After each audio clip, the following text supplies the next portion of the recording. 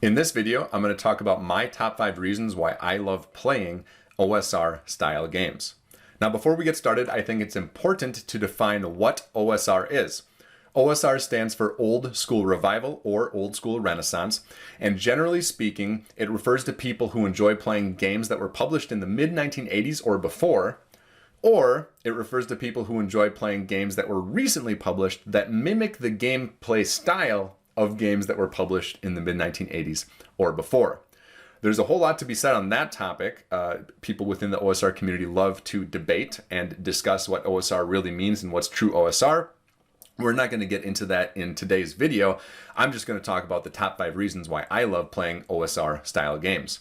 I do want to point out that last week I started a Patreon for my own game design, in which I make OSR style games. So if you're interested, please check it out in the comments below. So the top 5 reasons why I enjoy playing OSR style games. Number 5 is player agency. This is something that I think is really important in any game design, especially when it comes to role-playing games, but I think it's very important and something I enjoy quite a bit in OSR style gameplay. What I mean by this is in a traditional 5th edition module, and I'm going to pick on 5th edition a lot in this video. I enjoy 5th edition. I play 5th edition all the time. It's just not my favorite, but it's like high up there. So I really enjoy playing 5th edition. It's just not my favorite, but it's still like a 8 or 9 out of 10.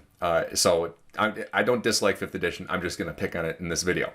So when you look at a traditional 5th edition module, what it's going to be is it's going to be an adventure set up around a plot that unfolds around the characters that are being played in the game.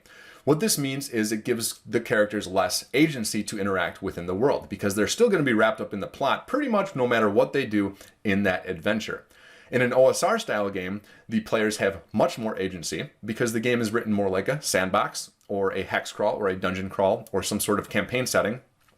And no matter what the characters do in an OSR style game, there's going to be things happening around the world, like in the world around them, that they can interact with. But the players don't have to have their characters interact with those things. They can go off and do this other thing. And in my opinion, a good OSR style game supports that style of gameplay. I really enjoy playing a character that can interact with the world the way they want, rather than having to interact with a world that is focused around a predetermined plot point. So that's my number 5, player agency, why I enjoy playing OSR style games. Number 4 is something that's very important if you have player agency, and it's the idea that the world is a dangerous place. Character lethality is super important. Not player lethality, that would be bad. Character lethality is very, very important in these games, especially if there is high player agency. The reason is because if you have the agency to have your character do dumb stuff, your character should probably die. And this is something that you see a lot in the old school games. Character death was something that happened often. And in 5th edition, for example, right now, it's hard for players or for characters to die. Honestly, it takes quite a bit for a character to die in 5th edition. Another piece of this, that the world is a lethal place, is that the player characters are not heroes yet. My favorite example of this is in Dungeon Crawl Classics, or DCC, one of my favorite OSR style games.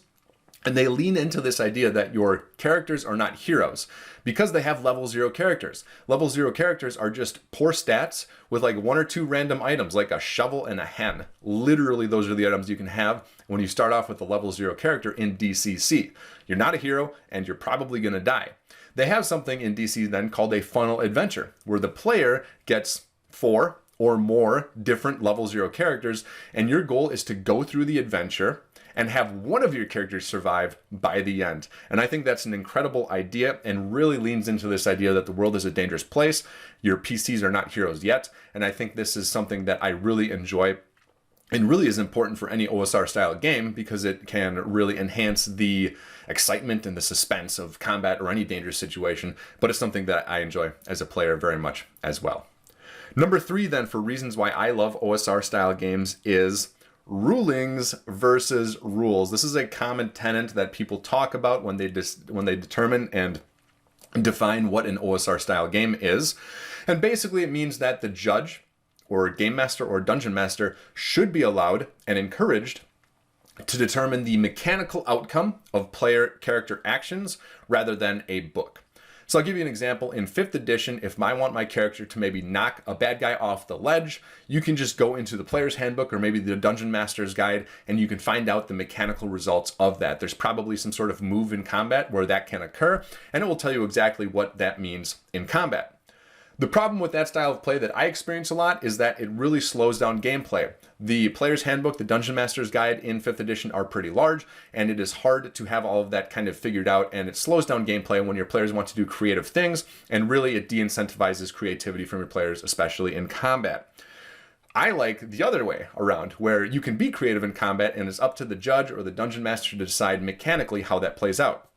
So as opposed to 5th edition, where if you try and knock a bad guy off a ledge, you got to go look up the rules. In an OSR style game, if I go and I try and knock a bad guy off the ledge, the Dungeon Master will just look at, think of their knowledge of the rules and determine, okay, here's what you need to do to succeed, and here's what happens if you don't succeed. And it kind of is made up on the spot. It keeps the game moving, and quite frankly, this incentivizes creative gameplay, especially around combat. When you think about combat in 5th edition, and this has been my experience with my players, most of them just look at the character sheet and pick one of the attacks or one of the abilities they have, and they do that.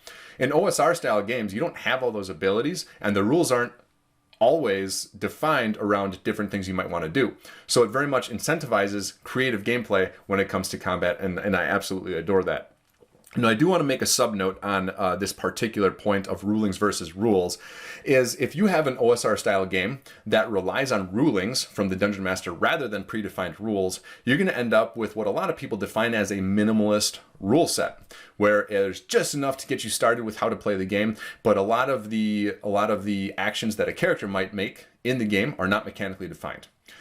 There is a movement within the OSR community, sure, that is focused around minimalist rules with a very strong focused aesthetic. So an example of that is Mothership, which is like space horror, and then another example is Morkborg, which I think is tougher to define, but it's like grimdark fantasy, gritty fantasy, I don't know. These are things that I think a lot of people enjoy, but I don't necessarily enjoy those as much because there's too little rules, and it relies too much on like the aesthetic of the printouts or the books that you're buying.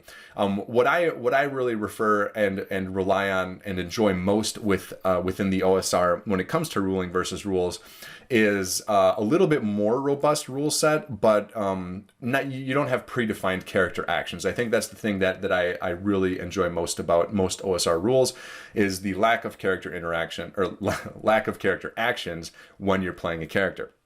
There's one more note I wanted to point out about this, that in a lot of OSR style games, you find what I call decentralized rules, where you have the core rulebook, and you can play the game with that. But then if you get a new adventure, it's going to have some cool thing in that adventure that is mechanically unique from the regular rules. So DCC, Dungeon Crawl Classics, is a great example of this, because one of the things that they define within their rule set is that big monsters are unique and magical items are unique. So what that means is that every single time you get a new adventure within the DCC rules, you know that you're going to be getting mechanically unique monsters from that adventure and mechanically unique magic items from that adventure.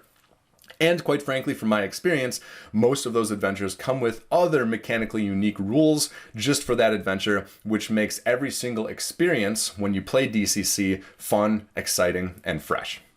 Number 2, why I love OSR style games is very hard for me to define.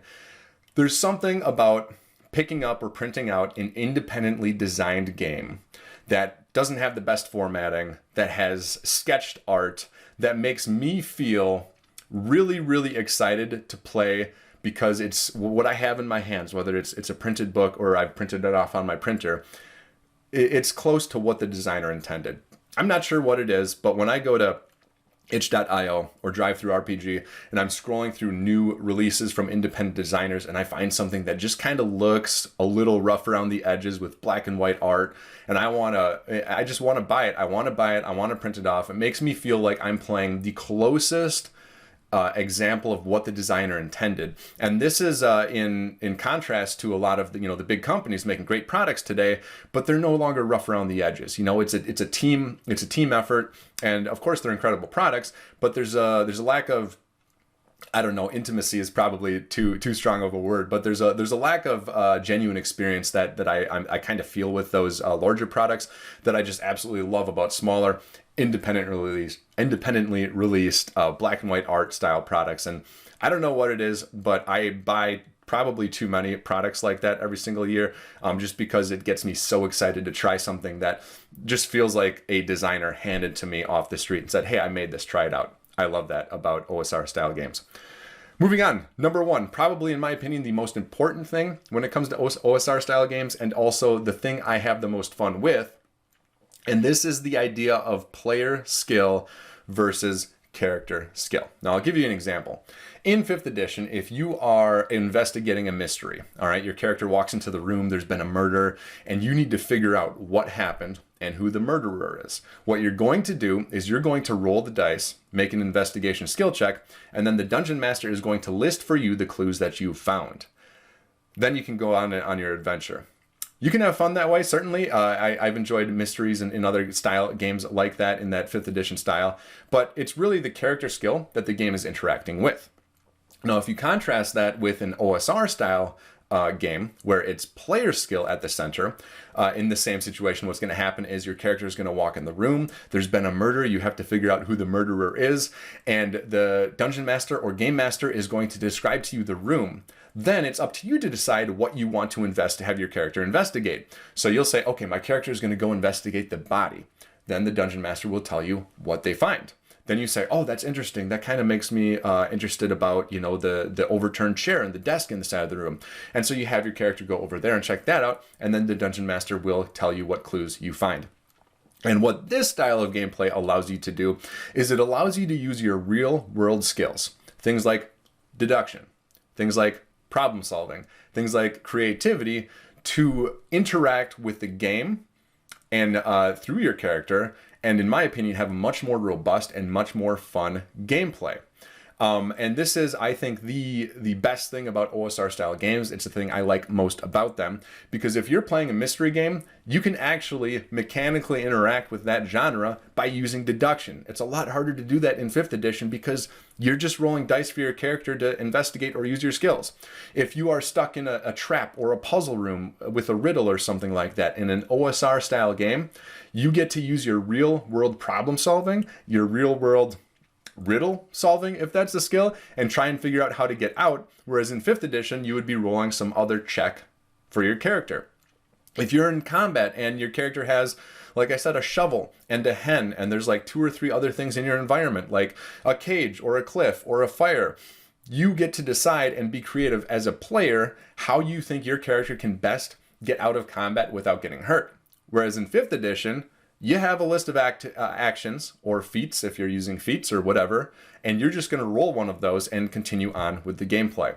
And I think it's so much fun when you get to engage with the game as a player, and again, use your own skills, your own creativity, your own deduction, whatever skill you have, and try and figure out how best to navigate that situation with your character in the game.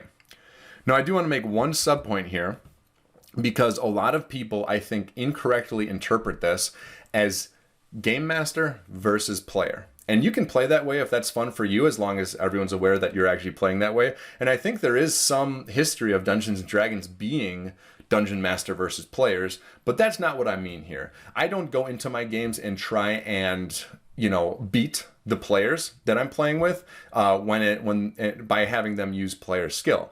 When I'm dungeon mastering, I'm on their side. What I want to do is create some really fun, exciting scenarios for them where they have to use their actual creativity or actual minds to try and figure out how to get out of, rather than just rolling stats on a character sheet. So that is the number one thing and number one reason why I love OSR style games. It is the idea of using your player's skill, you as a person, rather than just rolling dice and using your character's skill. Now, I'll run down these one more time. The number 5 reason why I love OSR style games is player agency and that type of play style. The number 4 reason is the idea that the world is lethal and your PCs are not heroes yet. The number 3 reason is the idea that the judge can use rulings instead of have to reference rules all the time, and the excitement that you get when you find new rules that are decentralized from the initial system book. The number 2 reason is hard for me to find, but the idea that you can go get a roughly designed, black and white, poorly formatted game and have it be really awesome from an independent designer, there's something that screams OSR about that to me. And then number one, the idea that when you're playing an OSR game, you are using skills as a player, your deduction, your creativity, that type of thing, to help solve problems within the game and engage in the game world, rather than rolling dice to use your character skills.